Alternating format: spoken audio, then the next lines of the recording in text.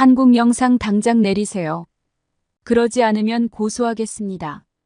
부산의 한 호텔, 영국에서 비즈니스 겸 휴가차 한국을 방문한 오늘의 주인공에게 반협박식의 전화가 걸려옵니다. 주인공은 창밖으로 보이는 광안리 해변을 바라보다가 결국 고개를 떨구고 마는데요. 결국에는 자신이 올린 영상을 내리고 눈물을 흘리게 됩니다. 도대체 이 여성에겐 무슨 일이 있었던 것일까요? 오늘은 한국에서 지내고 있는 한 영국인 여성에게서 날아온 따끈한 사연을 여러분께 들려드리고자 합니다. 오늘의 이야기 시작합니다. 아 참, 여러분의 구독과 좋아요는 태풍도 물러가게 합니다. 저에게 사랑의 하트 한번 쏴주세요. 안녕하세요.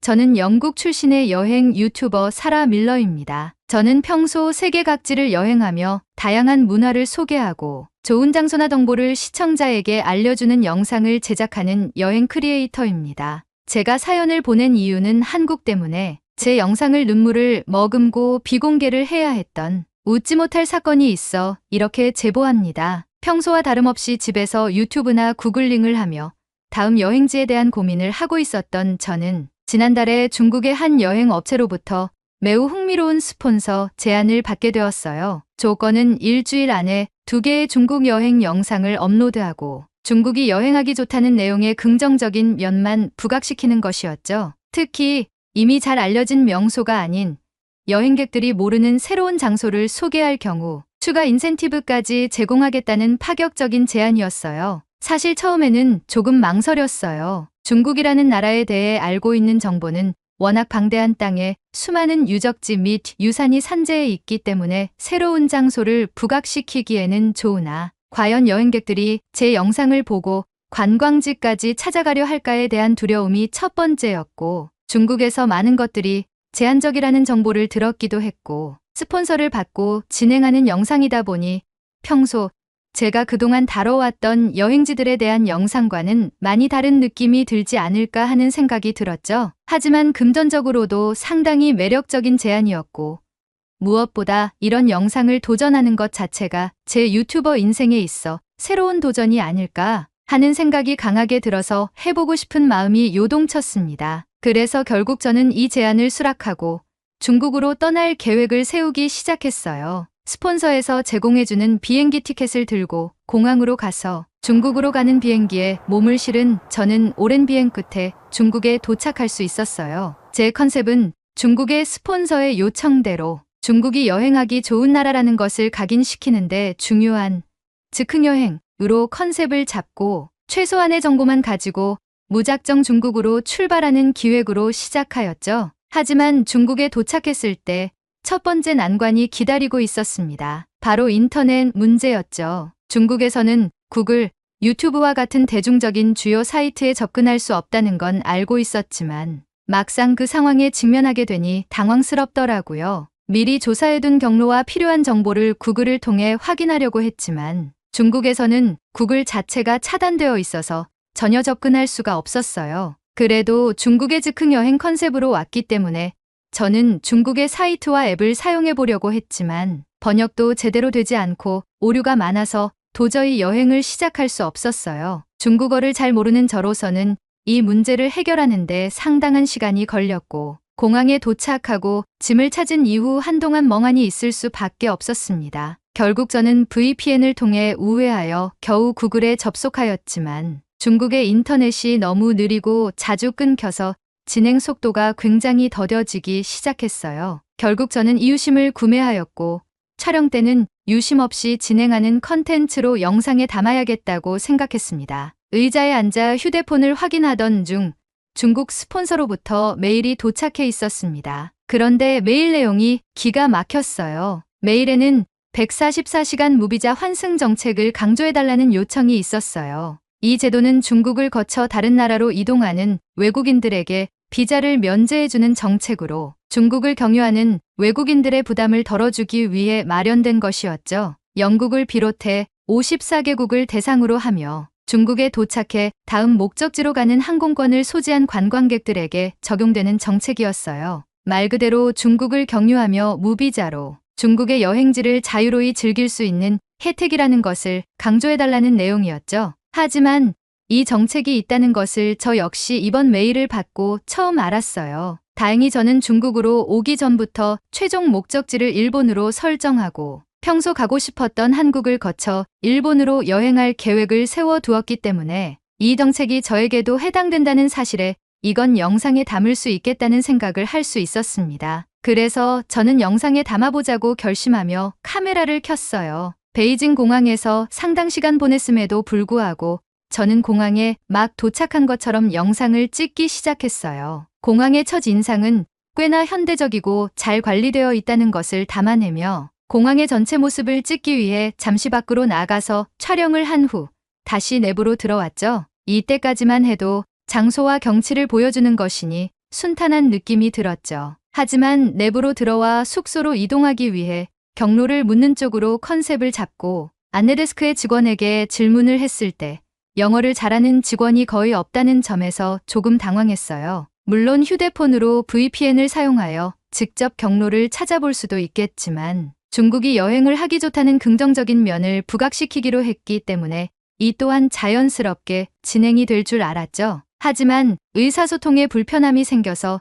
직원에게 물어보는 영상은 과감하게 삭제하고 인터넷으로 검색을 해서 숙소로 이동하는 것으로 장면을 변경했습니다. 의사소통의 부재를 큰 문제로 여기지 않으려 노력했습니다. 영상을 촬영하면서 마음속으로 다짐했죠. 이 여행에서 어떤 어려움이 있더라도 긍정적인 면만 강조하자고요. 공항을 빠져나와 숙소로 이동하려고 했는데 여기서도 어려움이 시작되었습니다. 촬영 장비도 많은 저로서는 택시를 타고 편안하게 이동하려 했으나 택시 기사들이 영어를 거의 알아듣지 못했어요. 그중 자신있게 영어로 인사하며 다가오는 중국인들도 있었지만 제가 천천히 영어로 얘기를 해줘도 당황한 듯 다시 저에게서 멀어졌죠. 저는 영어 가능하신 분 있냐고 소리를 쳤고 제 모습을 보고 몇몇 공항 직원들이 도움을 주기 위해 저에게 다가왔지만 그 직원들마저 저에게 번역기를 들이미는 상황까지 벌어졌습니다. 저는 다시 원점으로 돌아가 베이징 공항에 막 도착해서 택시가 아닌 지하철로 숙소로 이동하는 것으로 컨셉을 바꿔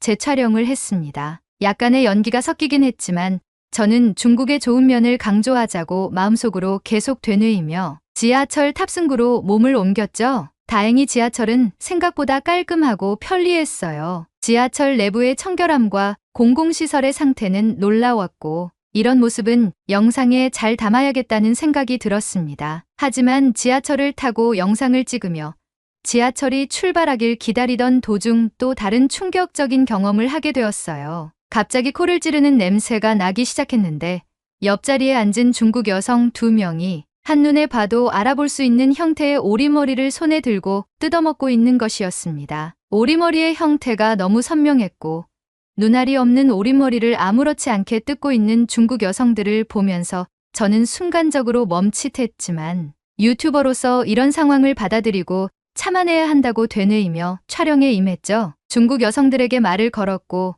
바디랭귀지로 그 음식이 뭐냐고 물어보니 베이징 덕이라고 했습니다. 그리고는 잇몸을 만개하며 웃으며 검은 봉투에 손을 넣고 주섬주섬 하더니 저에게 오리발을 들이밀었습니다. 저는 애써 웃으며 괜찮다고 손사래를 쳤고 카메라 앵글을 다른 곳으로 돌리며 중국의 지하철 문화와 깔끔함을 강조하는 리뷰를 계속했습니다. 그 냄새를 무시하려고 애쓰며 영상 촬영을 하였고 주로 지하철 창문으로 보이는 외부와 제 소감으로 영상을 마무리했죠. 우여곡절 끝에 저는 겨우 숙소에 도착할 수 있었습니다. 숙소는 스폰서에서 제공한 호텔이었는데 예상대로 아주 깔끔하고 고급스러웠어요. 그리고 외국인들이 전용으로 묵는 숙소라고 하더라고요. 중국인들이라곤 직원들 뿐이었고 온통 외국인들이었어요. 체크인을 마치고 방에 들어가 짐을 풀고 난 후 앞으로의 일정에 대해 다시 한번 계획을 짰습니다. 카메라는 숙소에서 검색을 하는 저를 비추도록 촬영을 하며 어디를 갈지 계획을 짜며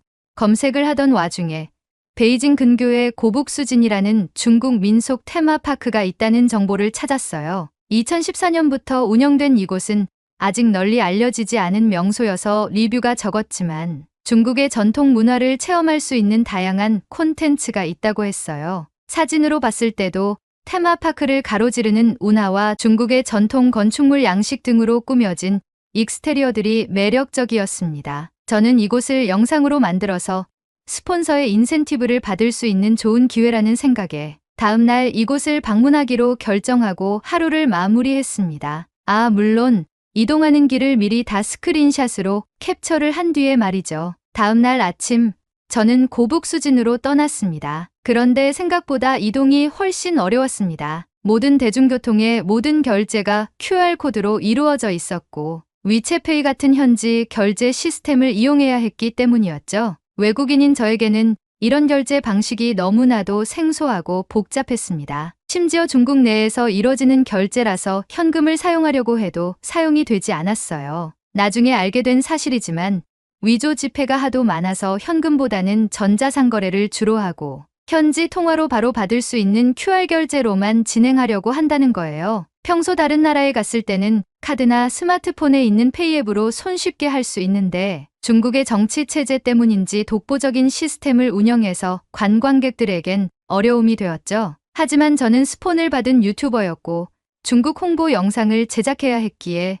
이 어려움을 감추고 어떻게든 QR코드 결제의 장점을 부각시키며 영상을 찍었습니다. 겨우 고북수진에 입장을 할 수 있게 되었고 고북수진은 기대했던 것보다 훨씬 넓고 다양한 볼거리가 많았습니다. 만리장성 옆에 위치해 있어 멀리서 만리장성도 볼 수 있었고 각 건물에서는 중국의 전통 문화를 체험할 수 있는 부스가 운영되고 있었어요. 운하에서 중국의 전통배를 타고 이동을 할 수도 있었고 다채로운 간이 음식도 판매를 했습니다. 물론 QR코드로요. 넓은 지역을 걸어다니느라 힘들었지만 이게 대륙의 클래스구나 하는 생각이 들며 열심히 촬영을 했습니다. 중국의 전통 음식을 먹고 전통 체험을 하며 테마파크를 즐겼어요. 해가 뉘엿뉘엿 질 때쯤 만리장성의 일부인 사마대장성에 가봐야겠다는 생각이 들었습니다. 중국에 오면 만리장성을 한 번은 가야지 하는 생각으로 사마대장성에 바로 올라갈 수 있는 케이블카를 탔습니다. 사람이 생각보다 많아서 대기줄이 엄청 길었고 30분 정도 대기했다가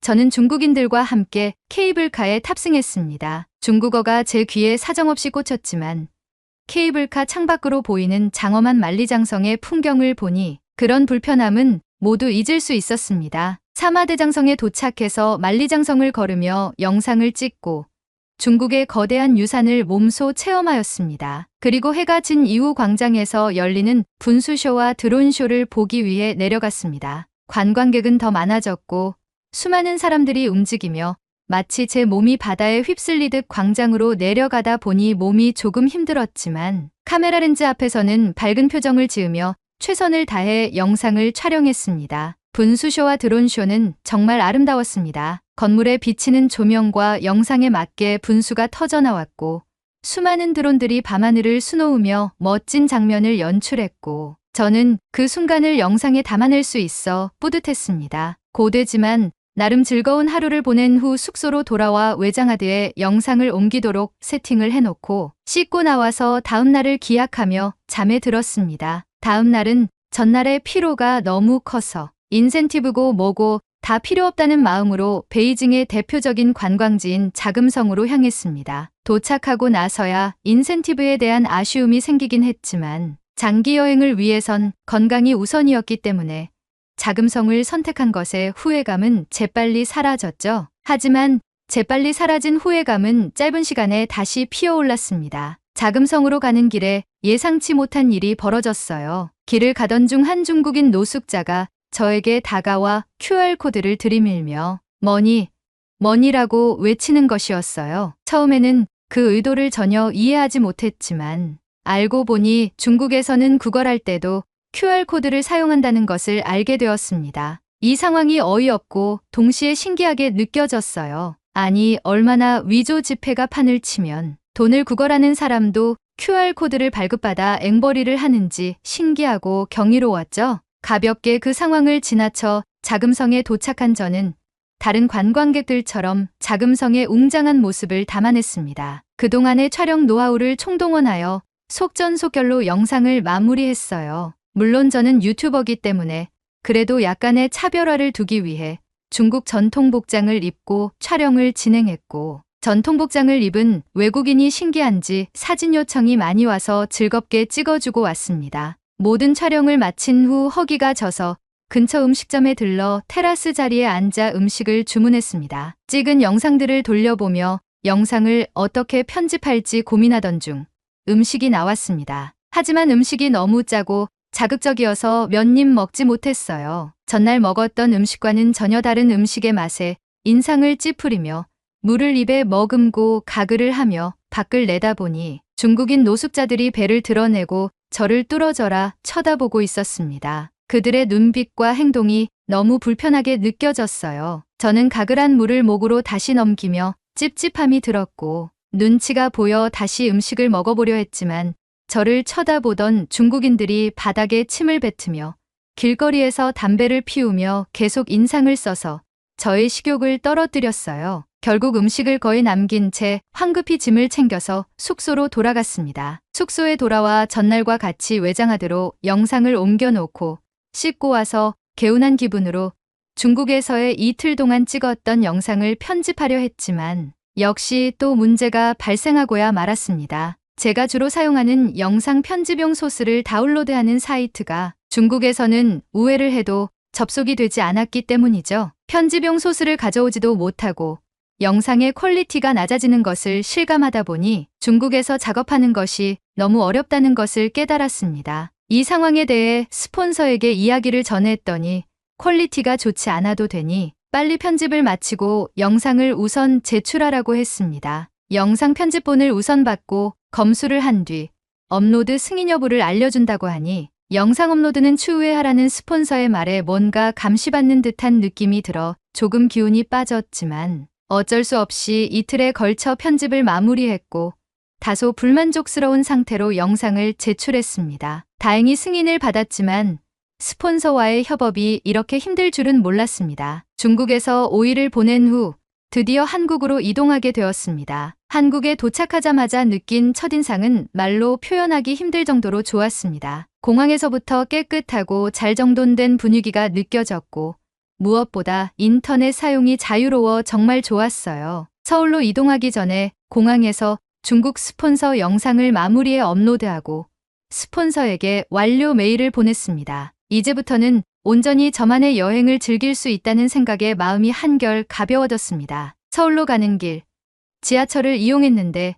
중국과는 완전히 다른 분위기에 감탄했습니다. 모든 표지판이 영어로 되어 있어 길을 헤맬 일이 없었고 지하철 내부도 매우 청결했습니다. 무엇보다 향긋한 향기가 지하철 내부를 가득 채우고 있었는데 나중에 알고 보니 공기정화 시스템이 작동 중이었더군요. 서울의 첫인상은 너무나도 좋았고 숙소에 도착했을 때도 직원들이 영어를 잘해서 전혀 소통에 문제가 없었습니다. 저는 한국에서의 시간을 정말 즐겼습니다. 삼겹살과 불고기 같은 한국의 대표 음식을 맛보고 야식으로는 치킨과 맥주까지 즐기며 하루하루가 행복했습니다. 한국에서의 일상과 문화를 영상에 담으며 자발적으로 촬영을 진행했습니다. 스폰서가 없으니 마음이 훨씬 편안했고 그 덕분에 영상의 퀄리티도 더 좋아진 것 같았어요. 서울에서 꿈같은 며칠을 보내고 부산이라는 도시에 가기로 결심했습니다. 부산은 해안도시로 유명하고 근처에 국제공항이 있어 일본으로 이동하기에도 무리 없는 좋은 위치였기 때문이죠. 한국의 고속철도인 KTX를 타고 부산으로 이동했는데 3시간도 걸리지 않아 도착했습니다. KTX의 빠른 속도와 편안함에 감탄하며 한국의 교통 시스템이 참 훌륭하다는 생각을 했어요. 부산에 도착해서는 부산의 대표적인 관광 해변인 광안리 해수욕장을 방문했습니다. 바다 한가운데를 가로지르는 광안대교에 입이 떡 벌어졌고 시원하고 탁 트인 바다가 저를 맞이해줬어요. 바닷가를 바라보며 신선한 해산물을 즐기고 손님을 태우려는 현지 택시 기사에게 물어보니 택시기사님들도 영어를 무척이나 잘했어요. 저에게 돼지국밥이라는 부산을 대표하는 음식이 유명하다고 해서 기사님께 추천을 받아 택시를 타고 돼지국밥집에 이동했어요. 돼지국밥을 시키고 국물을 맛보니 고소하고 풍미가 있었습니다. 하얀 면도 같이 주셨는데 국물에 담가왔다가 먹어보니 정말 맛이 있었어요. 부산에서의 시간도 서울 못지않게 매우 즐거웠습니다. 광안리로 돌아가 바다가 보이는 숙소를 예약하고 그동안 한국에서 촬영한 영상을 신나게 편집했어요. 모든 소스를 활용해 빠르게 업로드를 마칠 수 있었고 편집 작업도 순조롭게 진행되었습니다. 그리고 다음날 일본으로 갈 채비를 하고 있던 중 충격적인 뉴스를 접하게 되었습니다. 저는 숙소가 조용한 게 싫어 어디를 가든 TV를 켜놓고 백색 소음을 줄이는 버릇이 있는데 한국 뉴스에서 일본에 지진이 발생했다는 보도가 나왔어요. 일본으로 가는 계획을 세우고 있었던 저로서는 정말 놀라운 소식이었죠. 한국의 자막 방송 시스템 덕분에 뉴스를 이해할 수 있었고 무사히 일본행을 포기할 수 있었습니다. 한국에 조금 더 머물기로 결정했어요. 그런데 그 순간 또 하나의 충격적인 연락이 왔습니다. 중국 스폰서에게서 온 메일이었죠. 한국 영상을 올린 것을 보고 이를 내리지 않으면 중국에서 제공한 모든 스폰서십을 해지하고 위약금을 청구하겠다고 했습니다. 위약금의 액수가 어마어마해서 어쩔 수 없이 한국 영상을 비공개 처리할 수밖에 없었습니다. 저는 어이가 없어서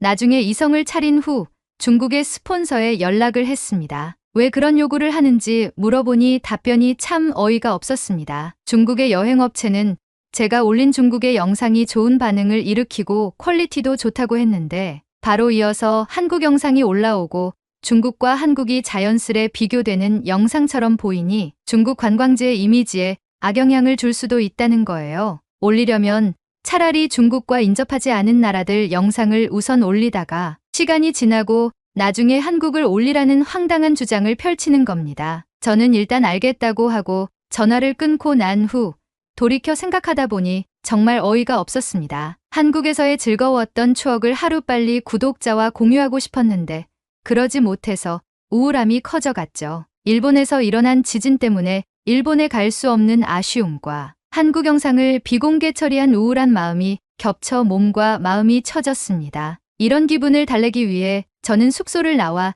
다시 부산의 광안리 해변으로 나갔습니다. 그런데 그곳에서 또 하나의 놀라운 광경을 목격하게 되었습니다. 낮과는 다르게 수많은 사람들이 광안리 해변에 운집하고 있었고 어디선가 강하고 웅장한 음악이 들려오더니 엄청난 규모의 드론쇼가 광안리 해변을 수놓기 시작한 것입니다. 중국의 고북수진에서 봤던 드론쇼와는 비교도 되지 않을 만큼 스케일이 크고 멋진 장면이었어요. 저는 이 순간을 놓칠 수 없어서 바로 카메라를 꺼내 촬영을 시작했습니다. 한국 영상이 삭제된 것에 대한 우울함과 일본 여행이 취소된 아쉬움이 모두 보상받는 기분이었어요. 알고 봤더니 부산에선 매주 토요일마다 광안리 해변에서 드론쇼를 펼친다고 하더라고요. 기분 좋게 드론쇼를 본 후 숙소로 돌아와 한국에 며칠 더 체류하기로 마음을 먹었어요. 그 이후로 저는 안동, 전주를 거쳐 서울로 다시 돌아왔고 제주도를 가보기 위해 준비를 하고 있습니다. 한국에서 좋았던 이 감정을 여러분과 공유하고 싶어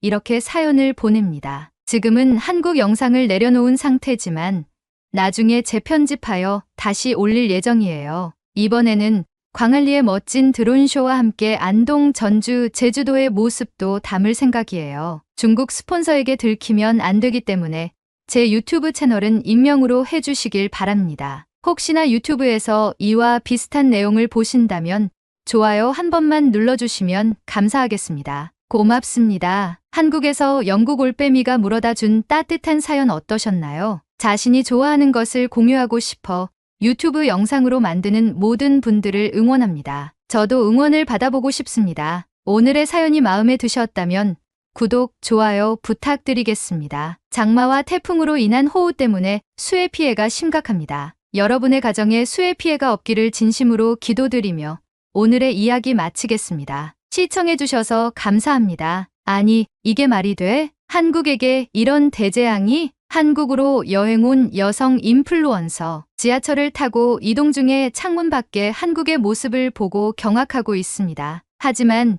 지하철에 함께 탑승한 한국인들은 태연한 모습입니다. 과연 한국의 지하철에선 무슨 일이 벌어지고 있는 것일까요? 여러분 오랜만입니다. 오늘은 영국 런던에서 날아온 따뜻한 사연을 여러분께 들려드리고자 합니다. 오늘의 이야기 시작합니다. 아 참, 여러분의 구독과 좋아요는 태풍도 물러가게 합니다. 저에게 사랑의 하트 한번 쏴주세요. 안녕하세요. 제 이름은 엘린입니다. 저는 런던에서 태어나 대학을 졸업하고 직장을 다니던 중 휴가 때마다 해외여행을 하며 올린 영상들이 주목을 받기 시작하면서 회사를 그만두고 여태까지 모은 돈을 가지고 현재 세계 곳곳을 여행하며 각 나라의 멋을 알리는 여행 인플루언서로 활동 중이에요. 제가 며칠 전 한국에 다녀왔는데 정말 어메이징한 경험을 했어요. 기대와는 조금 달랐지만 오히려 그래서 더 특별했던 것 같아요. 처음에는 트위터에서 활동을 시작했지만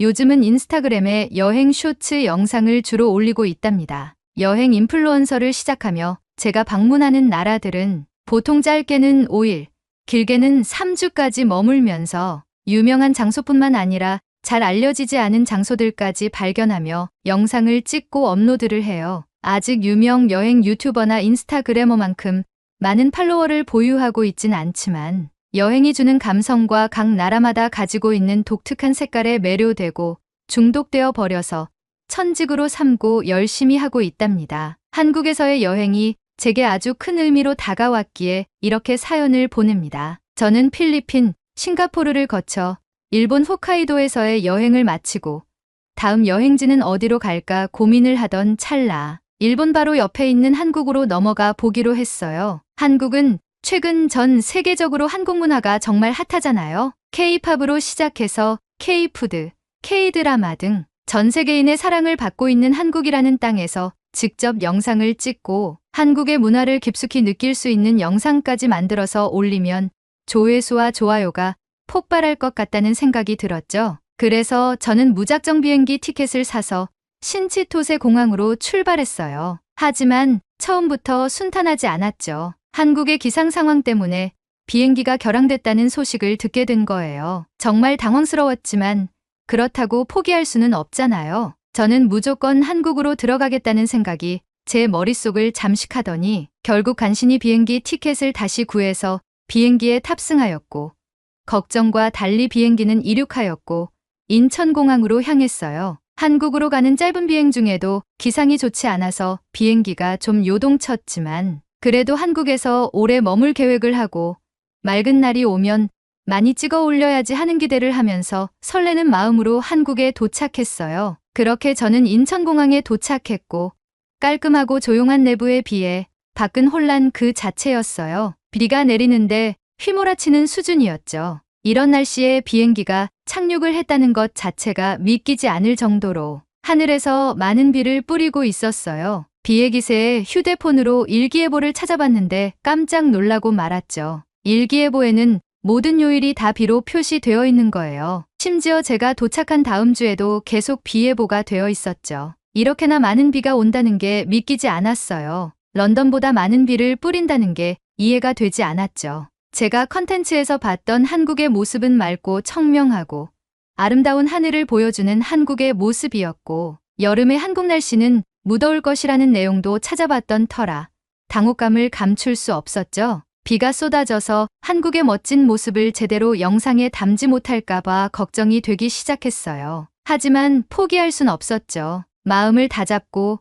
카메라를 켜고 인천공항에 쏟아지는 비를 배경으로 첫 촬영을 시작했어요. 한국에 도착했고 많은 비가 나를 반긴다. 앞으로의 험난한 여정이 될 것이지만 한국 문화가 유명한 만큼 나에게 좋은 추억을 줄 것이다 등 기대와 걱정이 섞인 멘트를 하며 촬영을 마친 후 저는 숙소를 알아보기 위해서 휴대폰으로 검색을 시작했어요. 카메라는 삼각대를 설치해서 저를 계속 찍었고 저는 서울 시청역 근처에 위치한 레지던스를 예약했어요. 지하철을 이용하여 숙소로 가기 위해 안내데스크에 지하철로 향하는 길을 안내받으며 물어봤어요. 한국은 맑고 청명한 하늘로 영상에 많이 소개되던데 왜 이렇게 비가 많이 오나요? 그러자 안내데스크의 직원이 제게 말했어요. 고객님, 한국은 지금 장마라고 불리는 우기 시즌이 시작됐거든요. 하지만 비 오는 한국의 정취도 만족하실 겁니다. 즐거운 여행 되세요. 저는 깨달았어요. 완전히 나를 잘못 잡았다는 생각이 들었죠. 비가 계속 오는 한국이라니 걱정이 앞섰죠.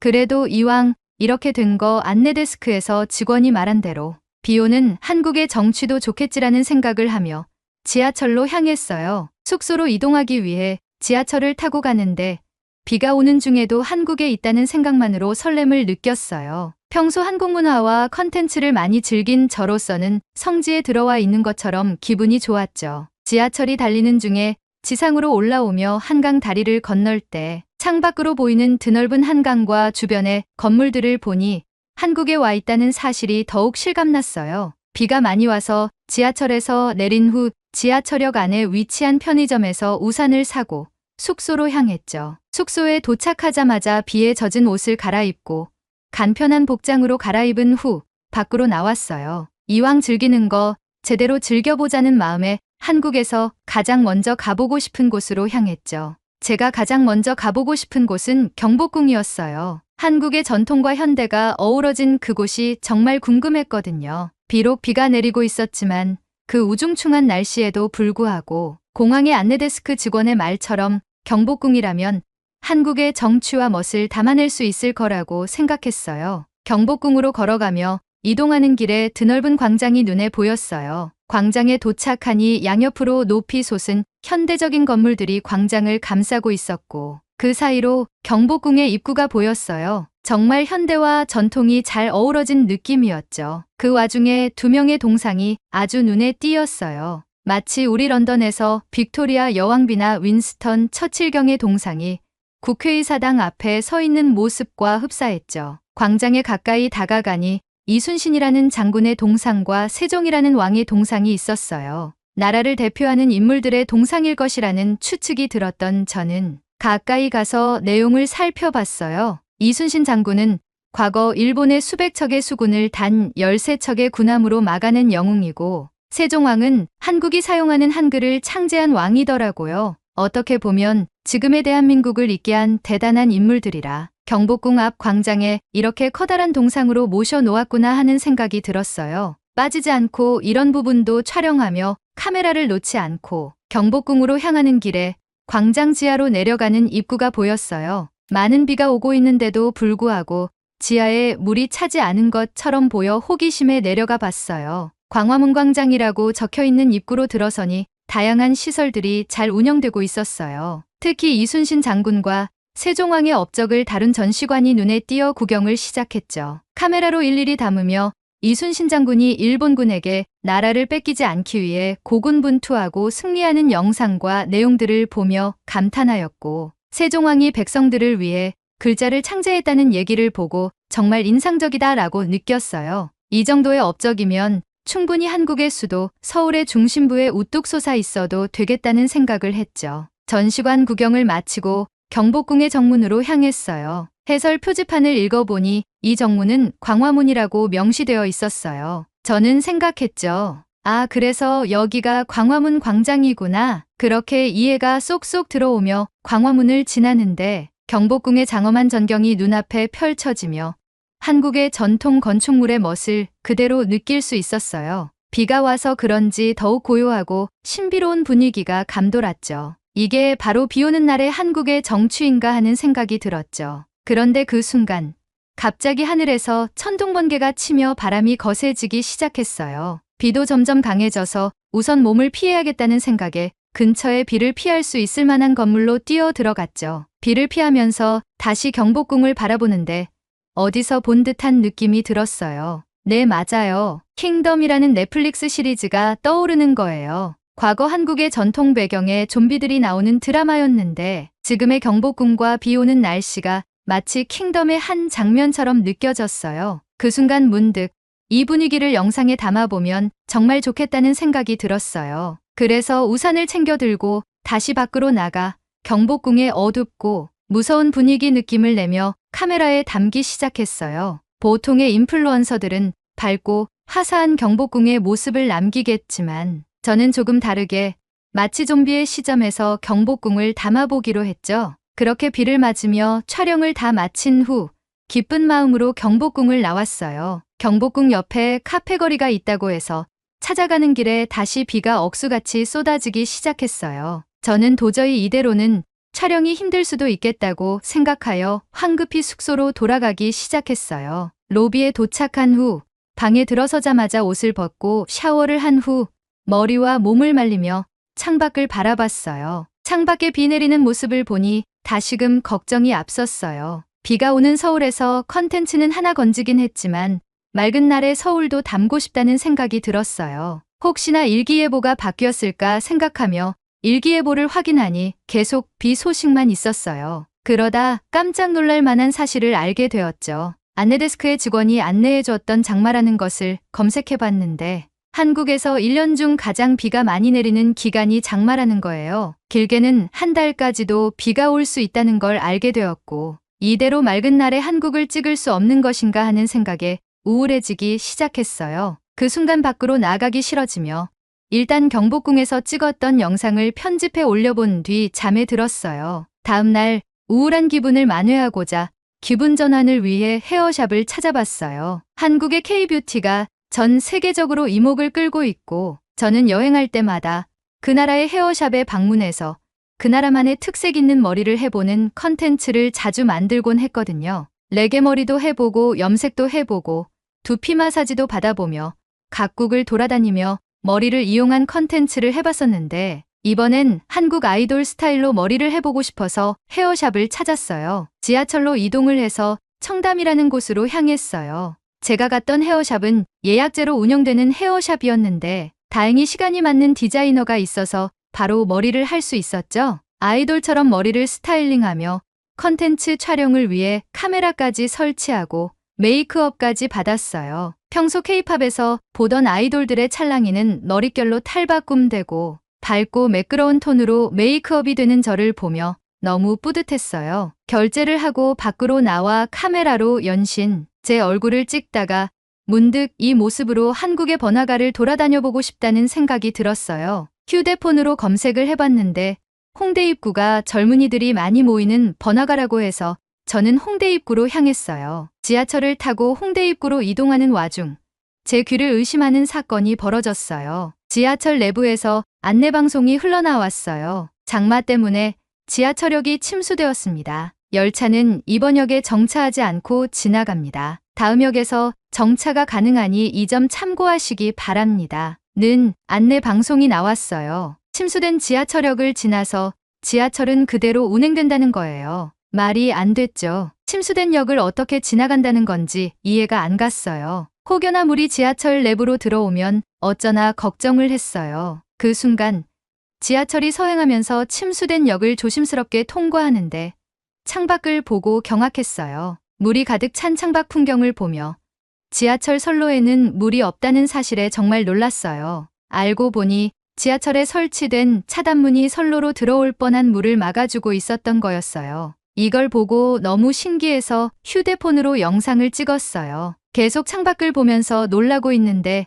옆에 앉아 있던 한국인들은 마치 아무 일도 없는 듯 평온한 표정을 짓고 있었어요. 정말 믿기지 않았어요. 일본에서는 비나 눈 때문에 전철이 지연된 적이 있었고 운행을 하지 않아 사람들이 불만을 표시하는 경우도 봤던 터라 이 상황이 너무 대비됐어요. 그때 옆에 있던 백인 여성이 저한테 말을 걸었어요. 한국 지하철 신기하죠? 저도 처음엔 깜짝 놀랐어요. 저는 말했어요. 네. 지하철에 이런 방수 시스템이 있다는 게 정말 놀라워요. 한국은 모든 지하철역이 이렇게 되어 있나요? 백인 여성이 말했어요. 네, 맞아요. 서울은 다 이렇게 되어 있어요. 한국에서 두 번째로 큰 도시인 부산도 이렇게 되어 있고요. 이건 스크린도어라는 거예요. 사람들이 지하철이 올 때 선로에 떨어지는 것을 방지하기 위해서 만들었다고 하더라고요. 이게 비 올 때 차단되는 차단문이 아니라 스크린도어라는 사실에 놀라움을 금치 못했어요. 런던에서는 이렇게까지 스크린도어가 되어 있는 역이 많지 않았고 스크린도어가 있음에도 불구하고 폭우가 쏟아져 홍수가 일어나면 지하철 운행이 전면 중단되거든요. 스크린도어가 지하철 선로로 물이 유입되는 것을 막지 못하기 때문이죠. 저는 백인 여성에게 물었어요. 그럼 모든 역의 스크린도어가 물을 막아주는 용도로 되어 있나요? 그녀는 대답했어요. 서울은 지상철, 지하철로 구분이 되어 있어요. 지상에 있는 지하철역도 스크린도어가 설치되긴 한데 아마 안전으로부터 보호하려고 하지 않았을까요? 정말 신기해서 저는 다시 물었어요. 그럼 이런 침수나 자연재해에도 지하철이 운행을 하기 위해 스크린도어가 설치된 게 아니라 사람들을 보호하기 위해 고안해 낸 거군요. 백인 여성은 친절하게 설명을 이어갔죠. 저도 여기 유학 와서 잘 모르지만 그렇지 않을까요? 제가 이때까지 살아본 한국은 치안과 안전에 민감할 정도로 관심을 쏟는 것 같아요. 범죄나 사고 발생률이 극히 드물어요. 아마 이것도 그러한 용도지 않을까요? 그런데 갑자기 흠칫할 만한 일이 일어났어요. 옆에서 한 아주머니가 슬그머니 일어나시더니 유창한 영어를 쓰시며 저희에게 말을 거셨어요. 원래 지하철에 날리는 먼지와 지하철이 들어올 때 불어오는 바람을 막고 선로로 사람이 떨어지는 것을 방지하기 위해서 설치한 거예요. 안전한 게 제일 우선이기 때문에 만들어 놓은 스크린 도어가 폭우로 내린 비까지 막아주는 것도 대단한 거죠. 저는 아주머니에게 말했어요. 와, 아주머니 영어를 되게 잘하시네요. 한국은 정말 대단한 것 같아요. 유행하는 한국 문화를 넘어서 한국의 안전까지 전 세계인들이 배워가야겠네요. 제 말을 들은 아주머니가 웃으면서 얘기했어요. 그래요. 많이 와서 많이 배우고 해요. 우리도 영어를 배우고 다른 나라에 본받을 점을 찾는 것처럼요. 그렇게 우린 화기애애하게 얘기하기 시작했어요. 카메라를 끄고 서로에 대한 얘기를 주고받기 시작했죠. 백인 여성은 핀란드에서 유학 온 KT였어요. 추운 나라에서 따뜻한 나라로 유학을 결정했는데 한국의 문화산업이 미래에 비전이 있을 것 같아 한국을 선택했다고 하더군요. 그녀는 한국의 문화를 배우며 한국에서의 유학 생활을 즐기고 있었어요. 그리고 유창한 영어를 구사하시는 아주머니는 남편이 미국에 파견 가서 일을 하고 있고 딸이 미국에서 유학 중이라고 했어요. 남편과 딸이 같이 미국에 가 있고 혼자 한국에 남아 계신다고 했죠. 영어를 할 줄 몰랐지만 가족과 소통을 하며 영어를 배우는 중이라고 했어요. 자신은 타지에 나가는 게 싫고 한국이 좋아서 혼자 남은 거라고 하며 한국이 제일 살기 편하다고 했어요. 저는 그들과 대화를 나누다가 환승을 위해 지하철에서 내리면서 인사를 나눴어요. 그런데 KT도 저와 같은 방향인 홍대 입구로 간다고 해서 함께 환승했어요. KT와 이런저런 이야기를 나누다 보니 홍대 입구에 도착했어요. KT와 메신저 아이디를 주고받으며 헤어진 후 지하철역을 나왔어요. 홍대 입구는 젊음의 거리라 그런지 비가 오는 날씨에도 사람들이 많았어요. 형형색색의 우산들이 거리를 활보하고 있었고 흐린 날씨에도 불구하고 그들의 젊음은 빛나고 있었어요. 거리 주변 가게들에서 들려오는 신나는 K-팝 음악을 들으며 저는 홍대 입구 거리를 걸어 다니며 쇼핑도 하고 유명한 카페와 케이크 가게도 찾아가 봤어요. 달콤한 케이크를 맛보며 창밖에 비 내리는 풍경을 바라보니 운치 있었어요. 어젯밤 우울했던 기분은 온데간데 없이 사라지고 즐거움으로 가득 찼죠. 해가 저물어갈 즈음 휴대폰이 진동했어요. KT가 저녁을 함께 먹자고 연락해 온 거예요. 저는 흔쾌히 수락했고 홍대 입구역으로 다시 돌아가 KT를 다시 만났어요. KT는 제게 한국에서 꼭 먹어야 하는 음식이 있다며 저를 한 음식점으로 데려갔어요. 그리고 간판을 보는 순간 저는 즐거움에 몸서리 쳤어요. 컨텐츠에서만 보던 한국식 바비큐인 삼겹살을 파는 음식점이었던 거예요. KT는 제 모습을 보고 웃으며 얼른 들어가자고 하였고 저희는 대기를 조금 하다가 안내를 받아 자리에 착석했어요. 삼겹살을 주문하였고 음식점 종업원이 직접 구워주는 삼겹살을 먹으며 정말 감동했어요. KT도 처음 삼겹살을 먹었을 때 저와 같은 감정을 느꼈다고 했어요. 그리고 KT가 제게 물었어요. 혹시 술 좋아해요?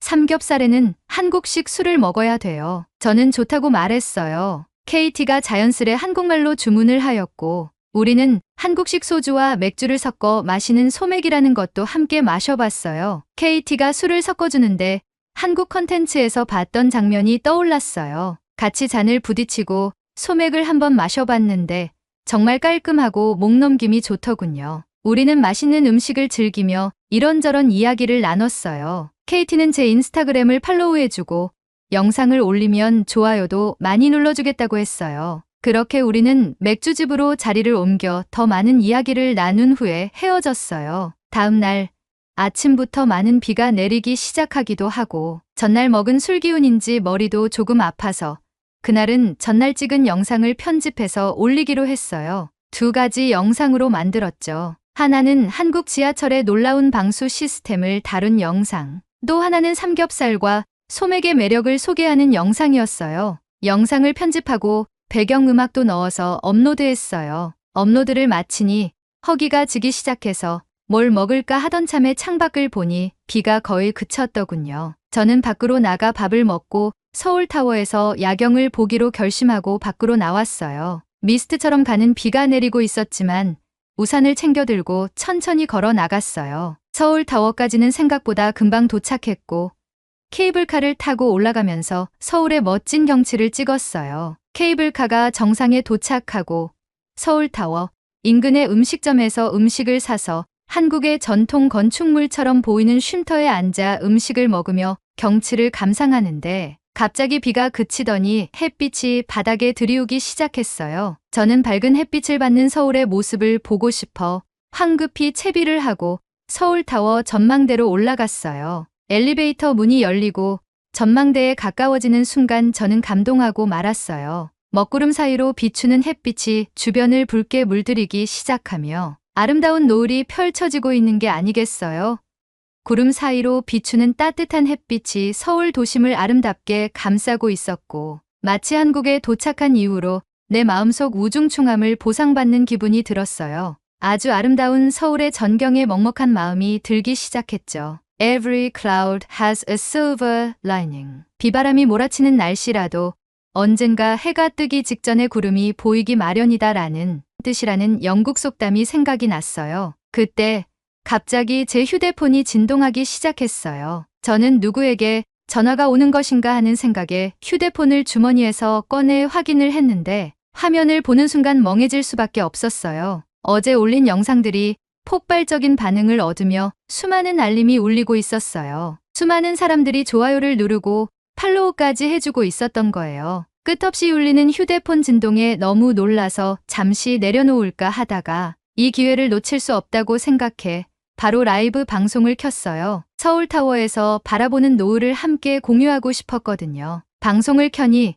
영어, 한국어, 그리고 스페인어를 사용하는 사람들이 채팅창을 가득 채웠어요. 모두가 한국의 노을이 정말 아름답다고 감탄하더군요. 저는 장마철에 한국을 방문해서 어려움도 있었지만 지금 이 순간이 마치 선물 같다고 말했어요. 앞서 제가 말한 영국 속담을 얘기하며 앞으로의 밝은 날을 기대하며 더 좋은 컨텐츠로 보답하겠다고 다짐하며 감사의 인사를 전했어요. 라이브 방송을 종료한 후 지는 해를 바라보며 생각했어요. 한국은 처음엔 저에게 시련을 주는 나라처럼 느껴졌지만 결국 가장 큰 선물을 준 고마운 나라였어요. 비록 이번에는 장마철이라 한국의 멋을 완전히 담아내지 못했지만 맑은 날 다시 한국을 찾아 사계절의 한국을 영상에 담아봐야겠다고 굳게 다짐했어요. 한국의 사계절 중 언제 가장 한국의 멋을 잘 담을 수 있을까요? 추천해주시면 그 계절을 시작으로 해서 사계절을 담아볼게요. 그리고 혹시나 인스타그램을 통해 한국의 아름다움을 담은 영상을 올리는 외국인을 보신다면